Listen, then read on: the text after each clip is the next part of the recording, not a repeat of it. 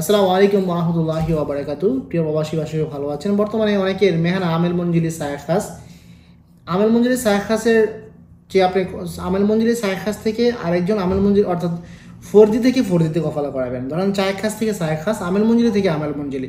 আবার অনেকে দেখা যায় আমেল মঞ্জিলি থেকে মুয়াসসাসা, সেটা ভিন্ন তরিকা, পেশা পরিবর্তন। কিন্তু আমেল মঞ্জিলি থেকে আমেল মঞ্জিল, সায়েক খাস থেকে সায়েক খাস, খাদ্দামা থেকে খাদ্দামা, এ ধরনের ফোরদি থেকে ফোরদিতে কফালা করার জন্য কিছু নিয়ম কারণ রয়েছে, আপডেট নিয়ম, যেটা আগে ছিল না। আগে ছিল হলো আপনার আপসির থেকে এই কাজগুলো হতো, বর্তমানে এটা মোসানাদে করা নিয়ে গেছে। প্রিয় দর্শক, এটার জন্য আপনার আগে ছিল আপনার আগের নিয়মটা বাদ দিয়ে আমি নতুন আপডেট নিয়মের কথাই বলি, তাহলে ভিডিও লম্বা হয়ে যাবে।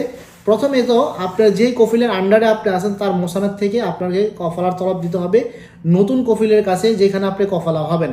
তারপরে আপনাকে তলব ওকে করতে হবে এবং পরবর্তীতে নতুন কফিল তার বেতনের পেপার বা ব্যাংকের পেপার দিয়ে আপনার এই কফলাটা সাবমিট করতে হবে। পরবর্তীতে যখন আউজারা দাখিলা থেকে এটা মুয়াফেকা আসবে, মুয়াফেকা আসার পরে তার ভিতরে আপনি কফলার টাকাও কিন্তু আপনাকে পেমেন্ট করতে হবে। তারপর আরও আপসি থেকে কফলাটা কমপ্লিট করে নেবে। এই যে ধাপগুলো এক এক থেকে একটা থেকে একটা ধাপ, এটা অবশ্যই দোনো কফিল রাজি থাকতে হবে, উম্মাল রাজি থাকতে হবে, নতুবা আপনাকে কি করতে পারবে না, কোনো ফোরদি থেকে ফোরদিতে কফলা করাতে পারবে না। মুয়াসসাসাও কফলা করাতে হলে সেম অপশন, কিন্তু আপনার তলবটা আগে নতুন কফিল দিবে এবং পুরান কফিল ওকে করবে। আর ফোরদি থেকে ফোরদিতে করানো হলে পুরাতন কফিল তলব দিবে নতুন কফিলের কাছে। প্রিয় প্রবাসী ভাই, এটা হলো আপনার নিয়মটা সম্পূর্ণ আক্স। মানে আপনি যদি মুয়াসসাসার কফলা হতে চান তাহলে নর্মালি একটা নতুন কফিল তলব দেয়, কিন্তু আপনি যদি সায়েক খাস মেয়ানা হয়ে থাকে তাহলে আপনার যেই কফিল আছে ওই কফিলে তলব দিবে কাকে, যার কাছে আপনি কফলা হবেন। প্রিয় প্রবাসী ভাই, এই ধরনের কাজগুলো অনেকের প্রয়োজন হয়, ইদানিং অনেক কাজ আসে আমাদের কাছে। আপনারা যারা এই ধরনের কাজ নিয়ে সমস্যা আছেন সরাসরি যোগাযোগ করতে পারেন আমাদের অফিসে, আমরা এই কাজগুলো করে থাকি।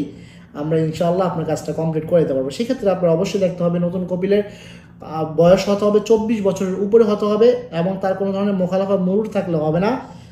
তার যদি কোনো সরকারি চাকরিজীবী হয়ে থাকে তাহলে সেক্ষেত্রে আপনার তার ভালো স্যালারি হতে হবে। যদি কোনো চাকরিজীবী না হয়ে থাকে তাহলে বেতনের ব্যাপার তৈরি করা যায়, সমস্যা নাই ওটা ওই ক্ষেত্রে। তবে যদি সে চাকরি করে তাহলে বেতন ভালো হতে হবে। আর বিস্তারিত জানতে হলে হোয়াটসঅ্যাপে নক করবেন, আমরা চেষ্টা করবো 24 ঘন্টার ভিতরে আপনাদের মেসেজের রিপ্লাই দেওয়ার জন্য। ভালো থাকবেন, সুস্থ থাকবেন, আল্লাহ হাফেজ।